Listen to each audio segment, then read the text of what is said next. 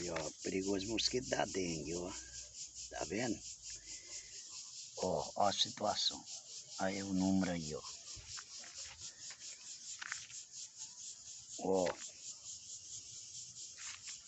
Tá vendo? Ó. Ó lá. Perigoso mosquito da dengue, ó. Tá vendo? Mosquito da dengue. Ó. Tá vendo aí? A saúde tem que ver esse trem direito. Rejane, vê isso aí, Rejane. Olha aí, Rejane, pra você ver. Mosquito da dengue é perigoso, ó. Tá vendo? Tem que adiantar que essa UBS logo. Construção dessa UBS.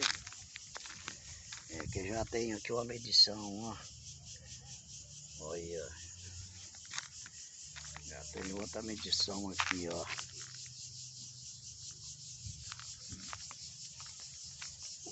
Olha. Tá vendo? Tá cheio de cana aí, ó. Cheio de cano, mato. Isso aqui é a UBS tipo 3. Só que pelo tipo 3 que ela é, o tamanho dela é pequeno demais. Muito pequeno. Muito pequeno, olha aí, ó. Olha como é que tá lá no fundo, ó. O perigo que tá correndo de mosquito da dengue.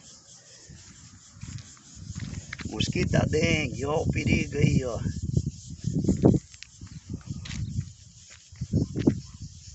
Tá vendo aí? Olha você ver, essa aqui é a OBS, ó. Tipo 3. Ó o cadeirão aí, ó. Tá vendo?